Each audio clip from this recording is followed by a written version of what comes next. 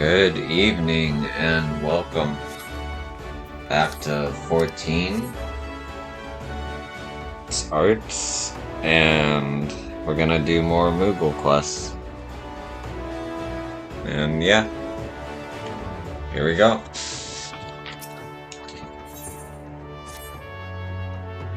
Well, if it isn't the most accomplished assistant, you truly could not have come at a better time. I have just the perfect assignment for you. This parcel here must be delivered to one Merset, a naturalist doing research on fauna at Dunstan Spire in the Central Shroud. Brains, beauty, grace, Wyatt, I envy you for being able to bask in her brilliance. Sadly, my supervisory duties demand that I remain in this spot. Or anyhow, you might want to hurry with that package, and try to mind the smell, Kupo. Smell.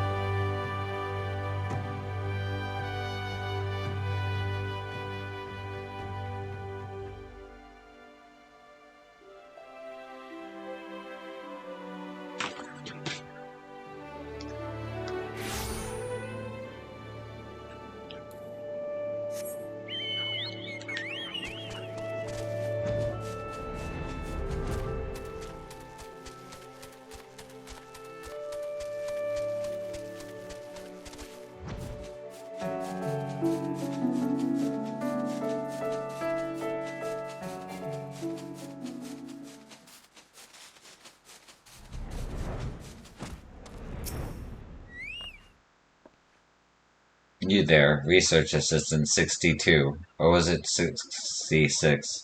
Who even cares what your number is? You're late. Late. Hand over my package at once.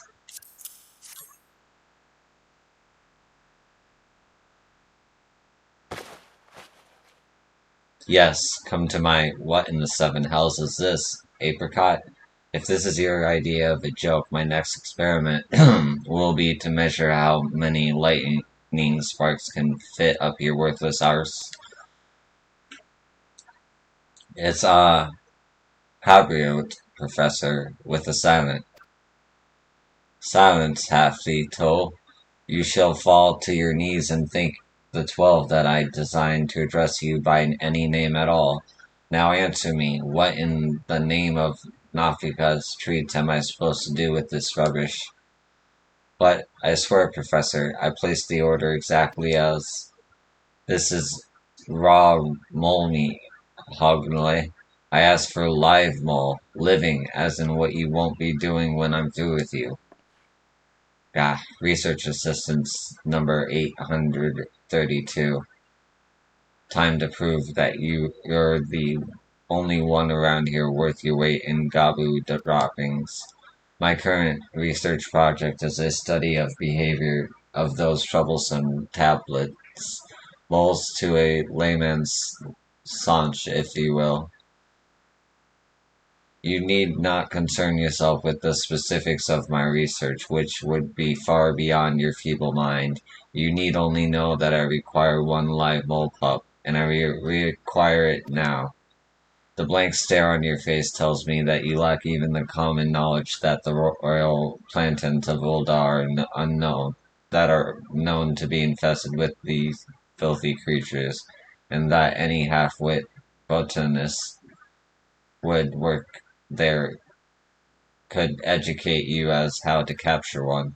And am I not making myself clear, Research Assistant 777? You, of the Royal Plantations, a live mole pup, to me, now.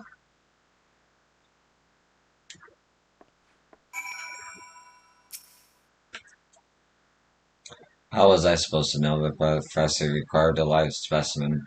I assumed she was just going to skin it and eat it like she did with the last one. Wait. Am I not making myself clear, Research Assistant 777? Okay. Uh,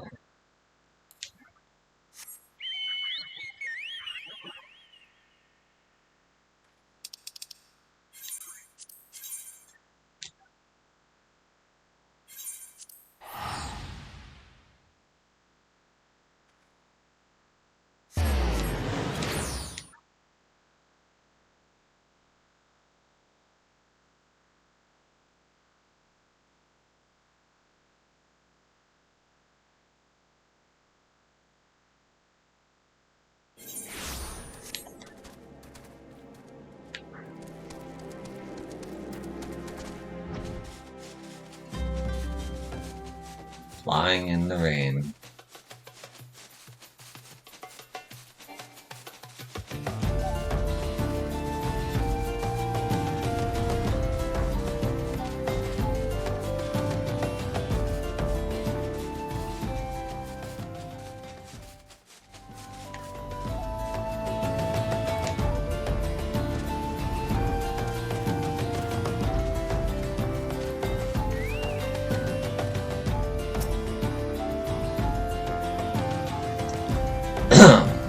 Looking to nab yourself a mole, are you? You'll hear no argument from me.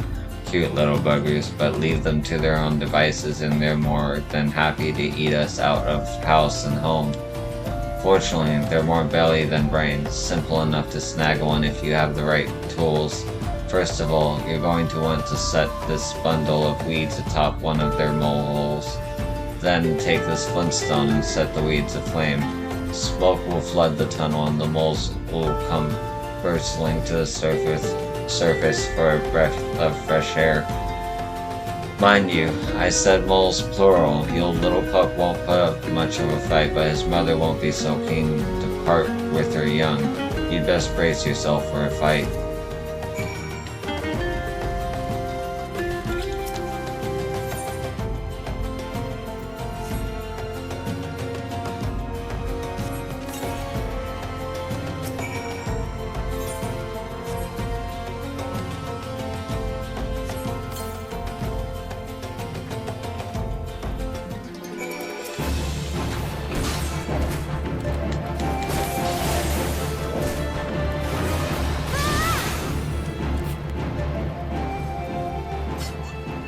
Man, I just killed this mole pup's mom. I feel really bad. Holy shit. In the name of science, I guess.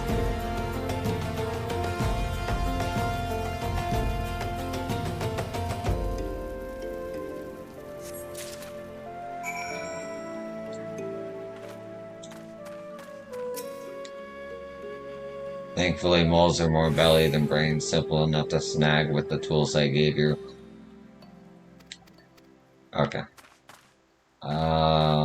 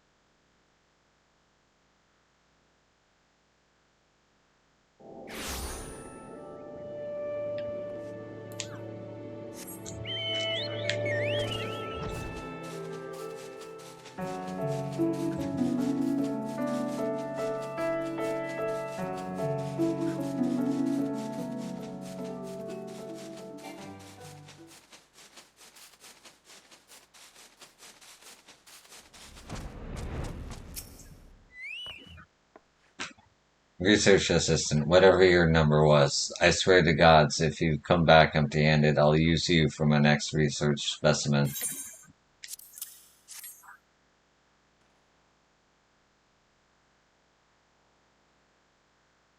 Well, look at this, a mole pup. Scrawny little runt if I ever saw one, but what can I say? My experience with certain research assistants has left me with a soft spot for half-wit monsters and ugly things.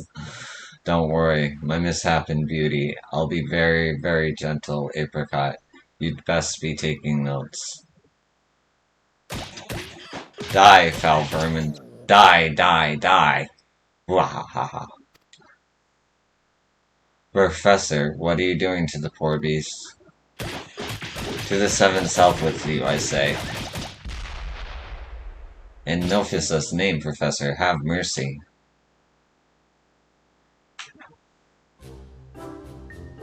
And once again, my hypothesis proves true. Have you ever found it strange that, despite spending the better part of their lives in tunnels beneath the soil, most possess unusually large eyes? Of course you haven't, because you possess the mental facilities of a dimmer-than-average dormouse. But that doesn't matter. What matters is that I have. My self-styled teacher, Atolone, poised that their eyes grow large that they might better see their prey in the darkness. But I thought, no, I knew different. I theorized that their eyes, regardless of their size, were nigh useless, that they did not see but rather felt the vibrations around them to identify potential prey and foes.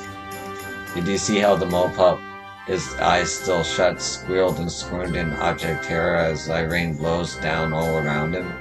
Once again, it is proven. Atelier is a fool. The student has to pass the teacher. I would retain the pup for further study, but I have another mole that has outgrown its usefulness. Consider it yours. What should you do with it? How should I know? Burn it, vivisect it, skin it, and eat it for all I care. Just get it and yourself out of my sight. Research calls.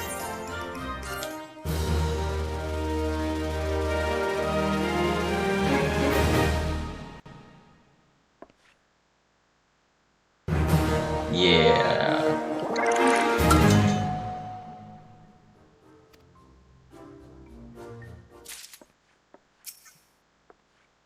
Are you done?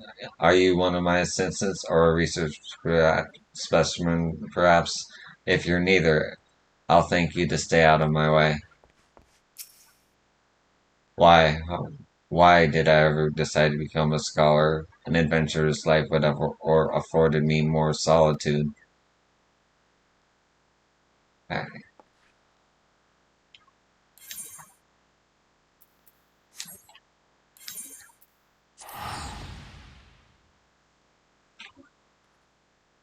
That was a short one. I.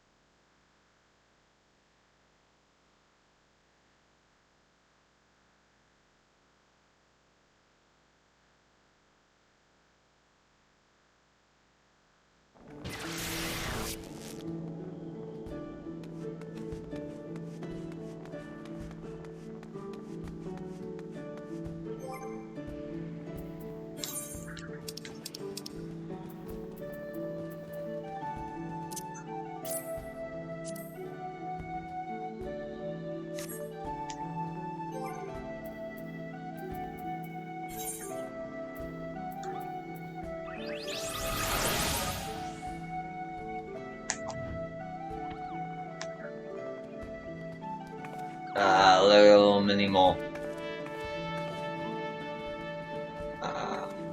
Adopted. Hey.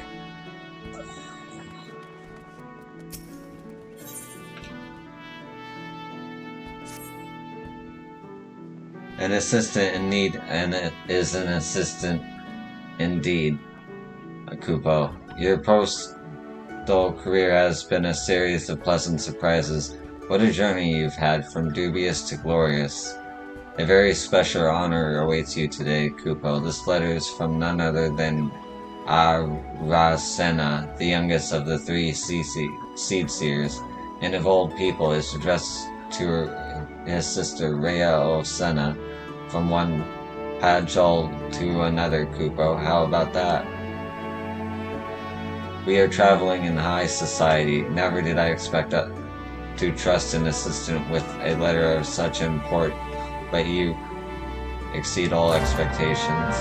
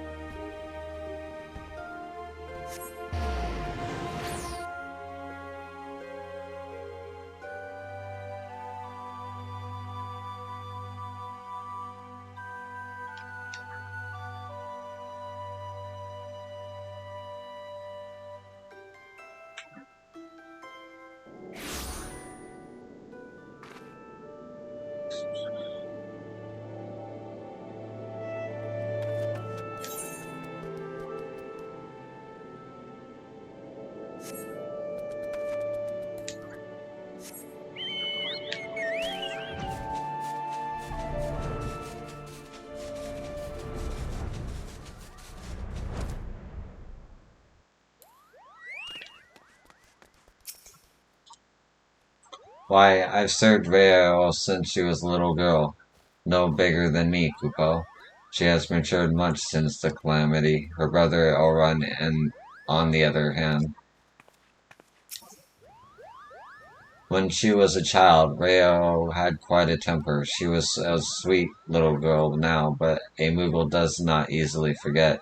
Even now, the sound of her voice makes me first stand up on end, Kupo.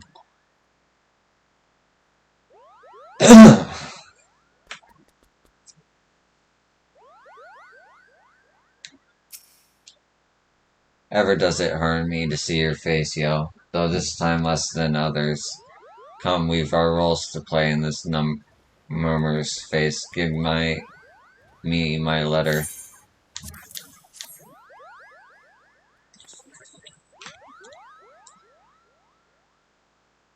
And there it is, the letter from my brother. Thank you for the delivery and the certainty.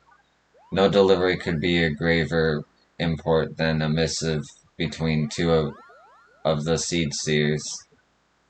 Yet, here stands a mere assistant letter carrier, not the deputy postmaster. Curious, is it not, brother?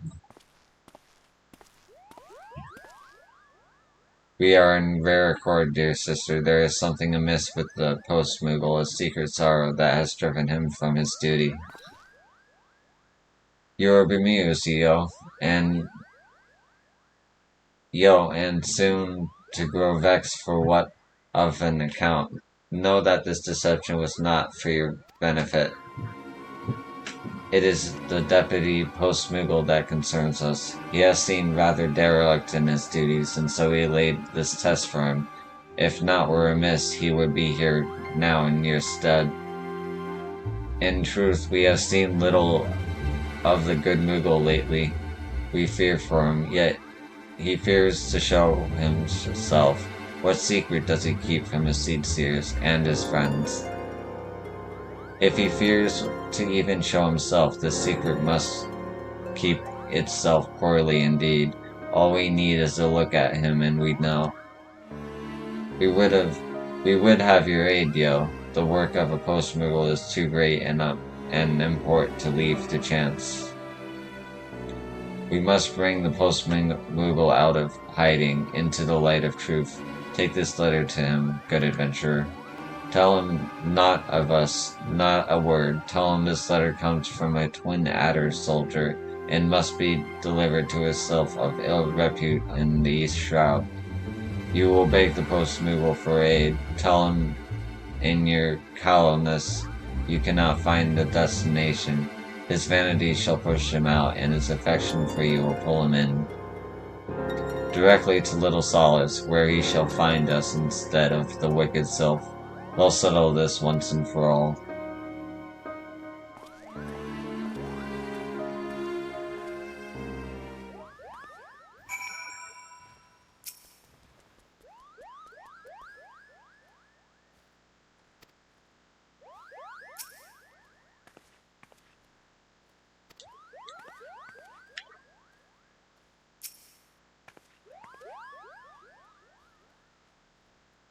Give this letter to the deputy post-moogle. If you would solve this mystery, bring him to the Little Solace, and we shall see him into the heart of him.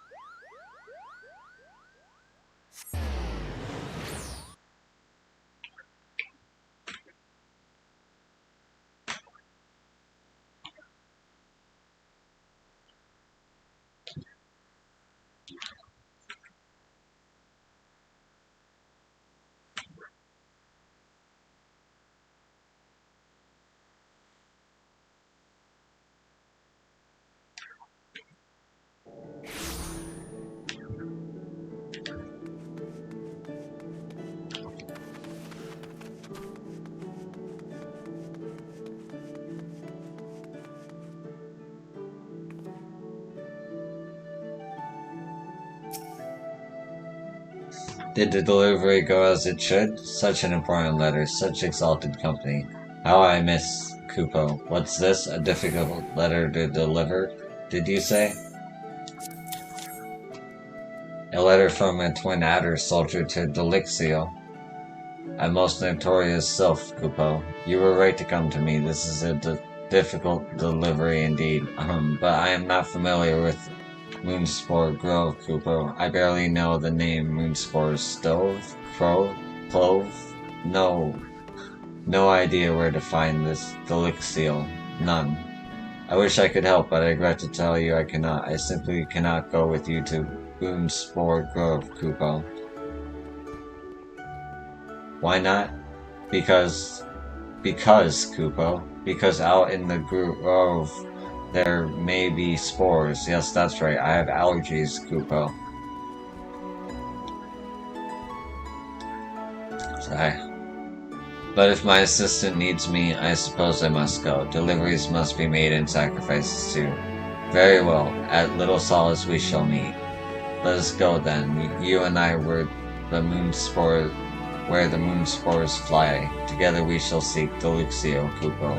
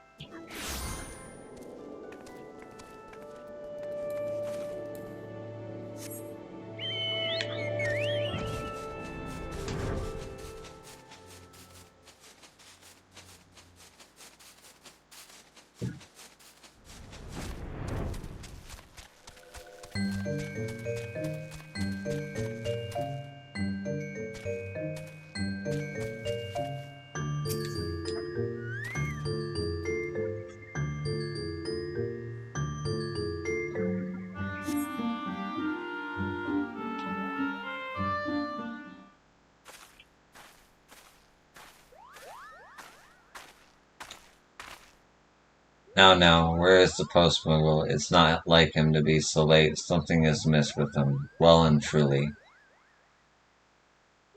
Could it be that he has sensed our presence? That he dares not meet the seed seers? He is near, sister. Beyond that, I cannot say exactly where he is. And the elementals, something has them stirring. If he will not come to us, we shall go to him, brother. You and I are for the Bramble Batch. Yo, you shall seek the post moogle near Hawthorne Hut. I like this knot, yo. I sense something diminished about the post moogle's presence. Aid him. Be his friend.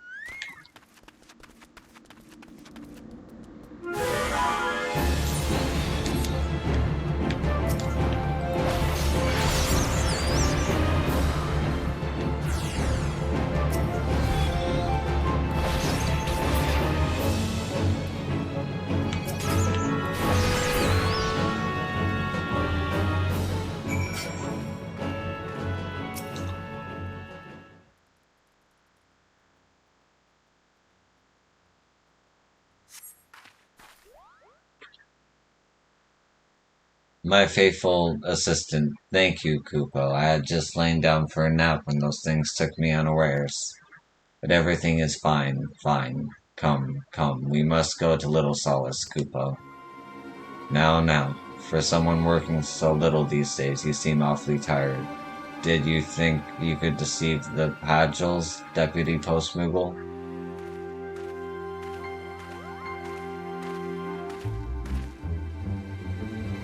Rhea, oh, Kupo, and Aram, and why are you all here? Please don't look at me, don't. I shall look at whomever in however manner I see fit, though I must say that privilege does not extend to everyone in present company. My apologies. My humblest apologies, Seedseers. I am not feeling very well, Kupo. With your leave, I must return to my home.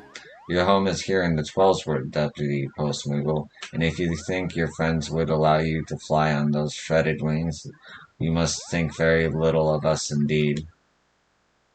Oh, it was a windmill, was it not? Your life has been in the Twellsword. How could you know of such creatures? You managed to survive the collision, but the injury was great. Oh, you poor brave fool. That was why you suddenly took on an assistant. 'Twas so you might heal. Why would you not tell us, not seek our help? Why hide your hurts from my brother and me, and this good adventurer? You withheld it even from your own fellow Moogles. Please, please don't take away my cap and satchel, Kupo. Please, it's my life. If I can't be a post Moogle, I don't want to live, Kupo. Please, please don't ground me. My faithful assistant understands, Kupo. I beg you, help me. Tell them not to ground me.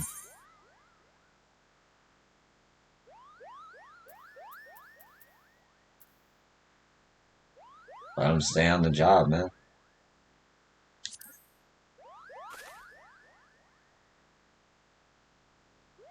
You have a curious notion of what it is to help. He needs many moons of complete ground rest, not a job which calls for constant flying. The rest may be enough to mend his injuries, or it may not. Still, we do not owe that much to our friend. Do we not owe that much to our friend? And I shall personally look into Moogle medicine for a cure. What would we not do for a friend in need? Whether adventurer or seed seer, we are all your friends, and you are the Deputy Post Moogle still, grounded or no. But you will rest, or I shall know the reason why, and Yo is to keep the letters flying to all reaches of the realm. The Moogles shall also help. Any small deliveries within the Twellsword are your honored responsibility, my good Moogles. But sister, surely we need more carriers for letters leaving the Twellsword. Yo is an adventurer with other duties after all. My brother is right, Moogles. Send word over your cohorts through the forest. You seek post Moogles with hearts stout enough to face the wider world. Now, my dear Deputy Post Moogle, we must tend to your injuries. You are no longer an assistant but a carrier grown. See to your duties and to the novices who will look to you for aid. I got a promotion! Yes.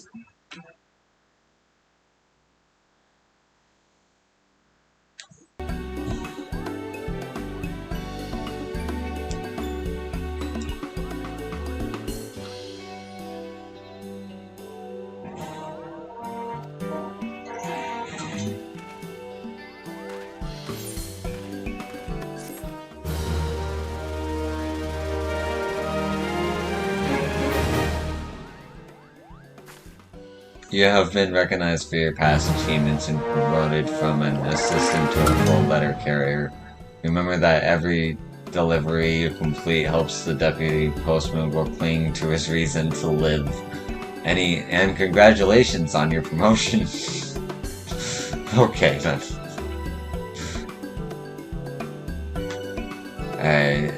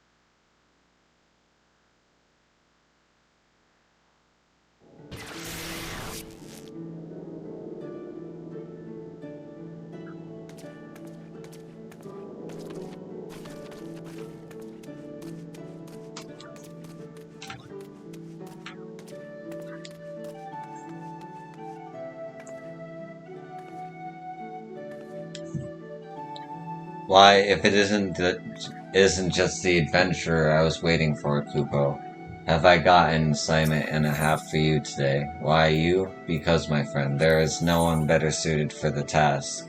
I held in my pouch a letter with your name on it.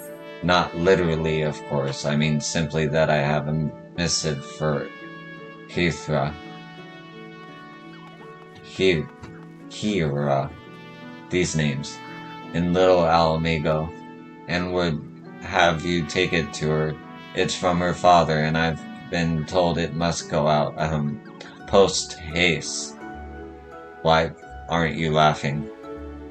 Anyhow, Kiva is as lovely a girl as you'd ever wish to meet, wise in the ways of alchemy and so kind she gives away medicine to ailing Alamigan refugees, and free of cost no less.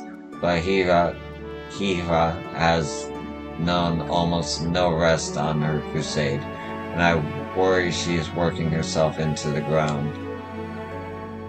It would break a post-moogle's heart to deliver a letter with ill tidings to such a saint, so if the message brings anything but joy to Hiva, would you be a dear and aid her with every ounce of strength you have, Kupo? A little amigo.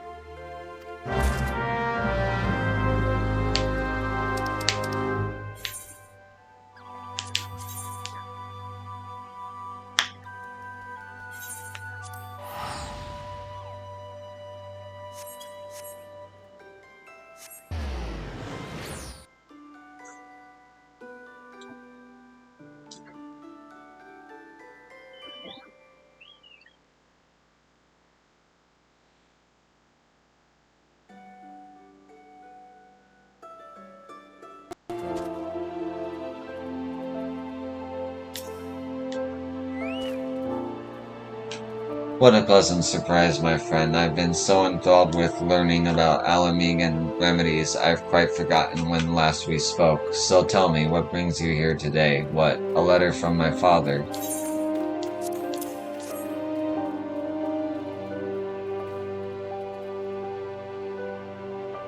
Dearest daughter, I fear I am no longer of this world. My belly grows worse with every passing day, and I have something I must give you before my time here draws to a close. I had no idea my father was ill, let alone with a mortal ailment of the stomach. Our relationship is fraught, I shan't deny it, but neither will I idly watch him die. Why, I just learned of a remedy that ought be potent enough to cure even the green rot, and I need only traitor roots to brew it. Yo, gather me some from Zanark to the south. 3 branches, please. I would give you all I have to do the plucking myself, but I fear the amalgam would make terribly short work of one so weak as I. Will have the long bells spent studying Alamegan medicine been for, if not this, I swear to you, my father will not perish. Not if I have aught to say about it. Right?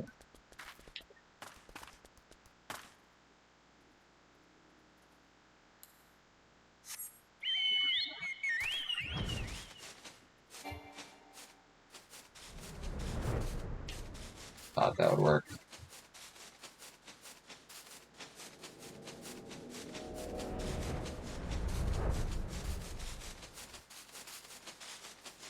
Oh yeah.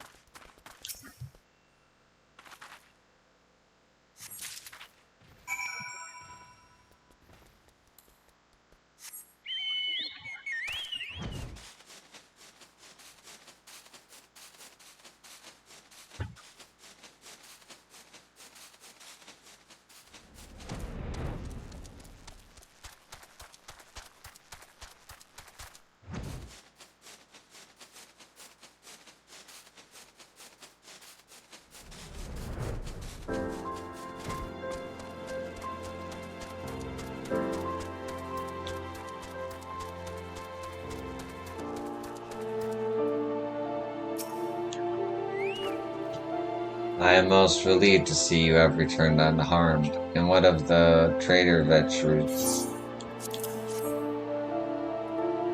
Thank goodness, though it will take no small time to grind and steep these tubers. At least now I can complete my draught, sigh. Yet I find little comfort in that thought. Visions of my father all alone and in agony weigh all too heavily upon my mind for that. He is simply too proud to ask for aid of those around him, especially now he has put his home behind him to organize his merchants from Highbridge.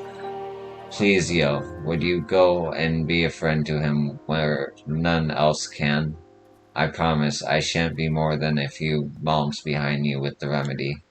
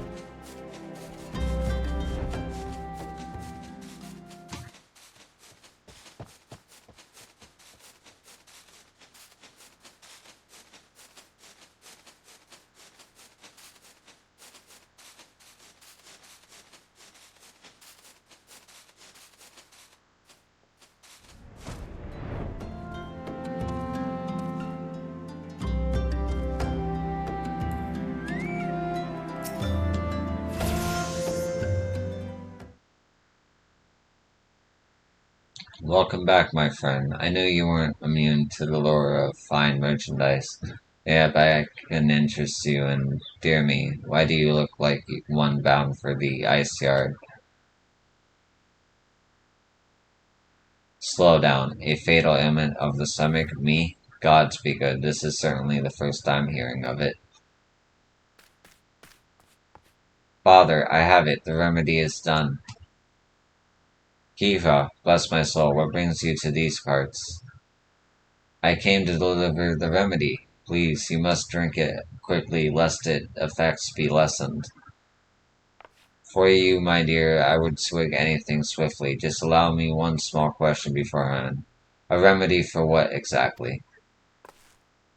It's an alamagan infusion for your stomach, which does still ail you, does it not? Ah, yes, yes, of course, that ailment, my girl. I'm afraid it troubles me terribly. A man can only take so much pain in one lifetime, and I'm near ready to cry mercy. What the? It's my own damaged fault. Always blinded by pride and the glitter of Gil as I was. Thou'll take me. I was so sure business would take root and grow mighty in this wasteland. But I have little and less to show for years I've poured into this place.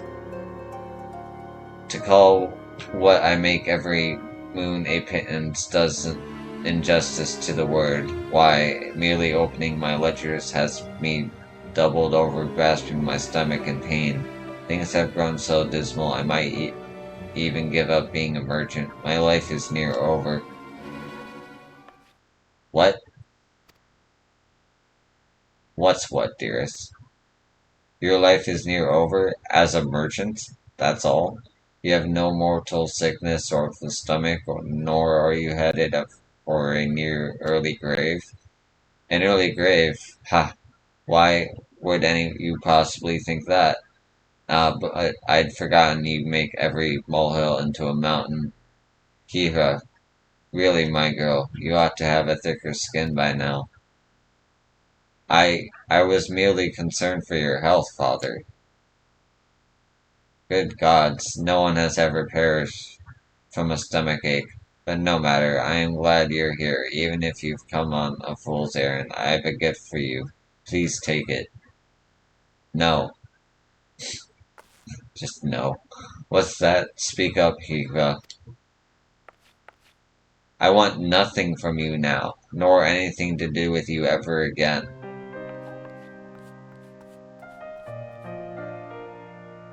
What in the name of 12 has gone into her? But I never meant, good gods, is that really what I wrote? Kiva, had I had the right of it then, I'd been a complete arse of a father, leading her so astray with that letter. What was I thinking, calling her too sensitive? Thal taught me. I must find her at once and apologize. But which way did she? Bloody hells. Hiva just ran due south, straight, towards the Jack encampment. Adventurer, please, you must follow her and keep her safe from those lizard men.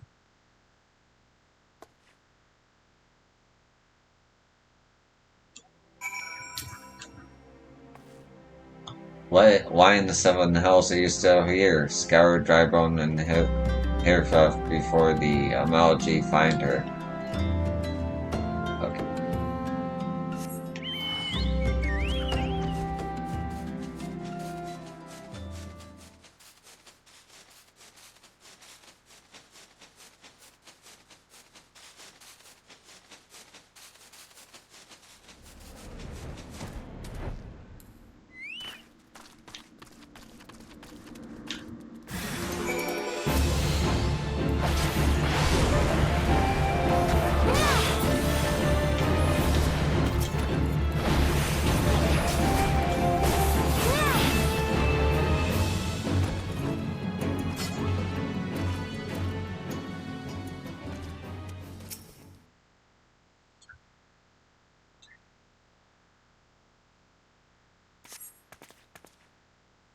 Thank you, yo, gods, what possessed me to come here?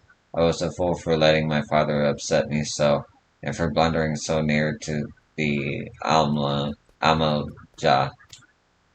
All I wish to do now is return to Little Alamigo and think things over for a spell.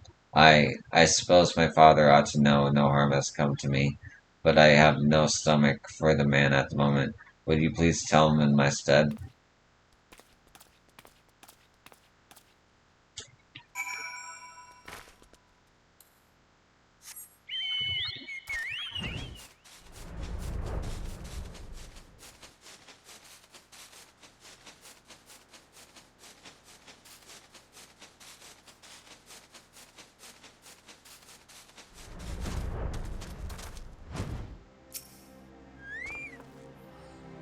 What of my daughter? Has something befallen her? Well, she's safe then?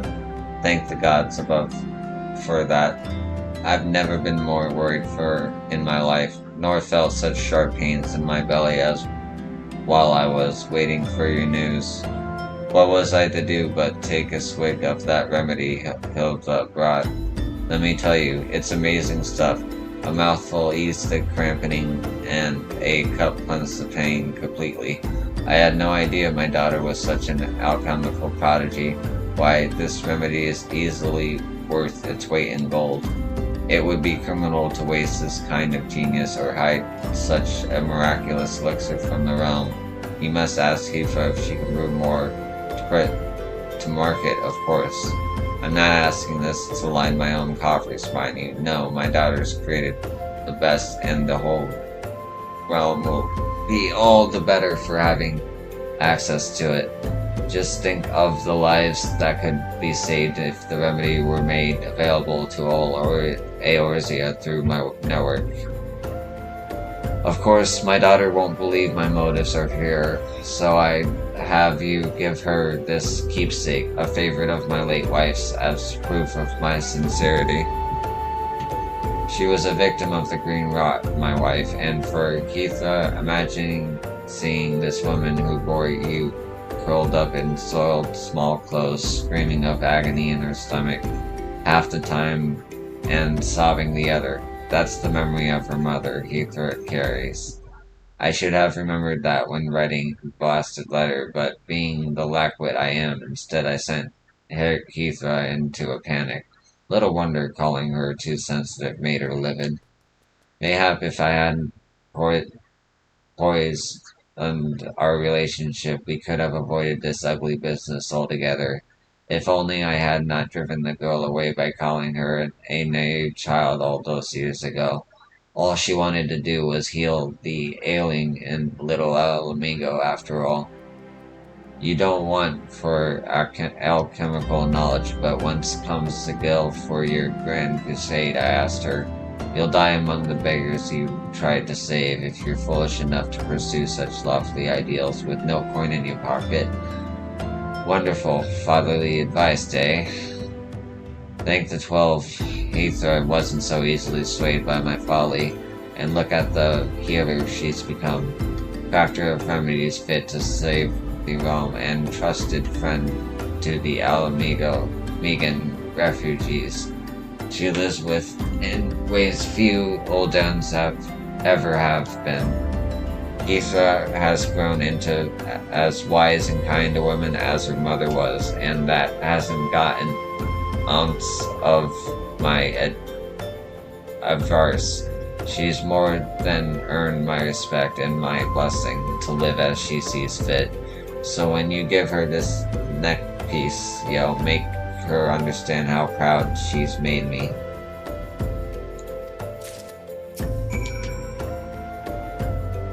Heathrow isn't possessed of my desire for coin. She needs to know how proud that makes me.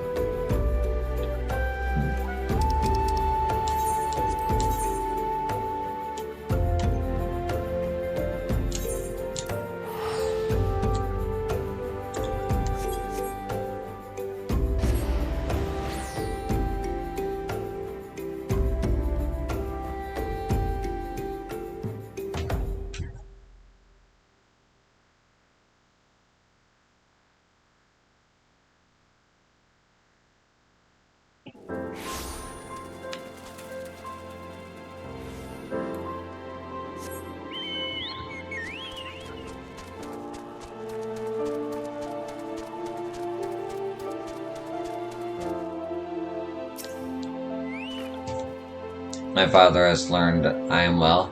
Did he have naught else to say?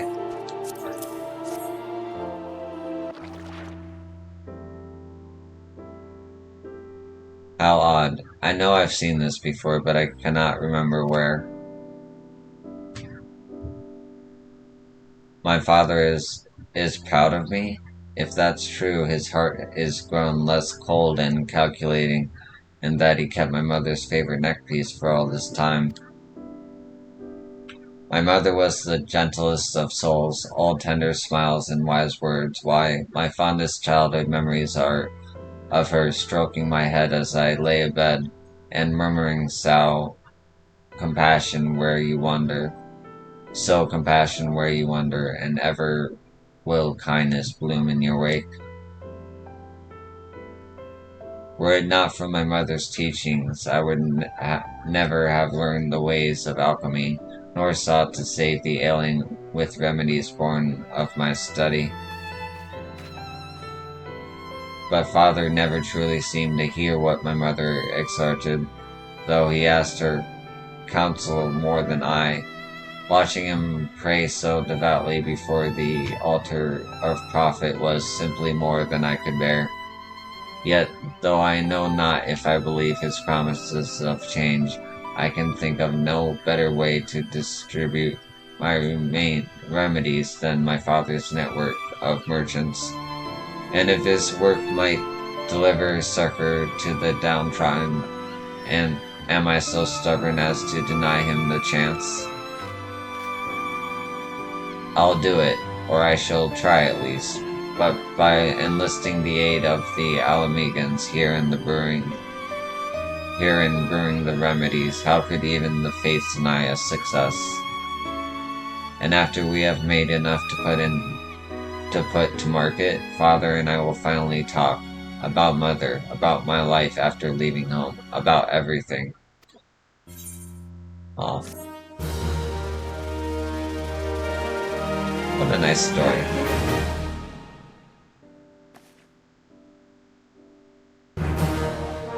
Yeah, I did it. Level 14.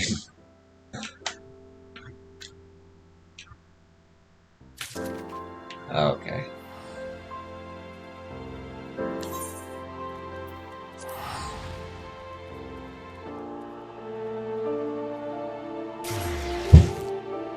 Alright. That's about an hour, so I'm gonna call it there. But thank you for joining me, and I'll see you in the next one. Thank you for watching.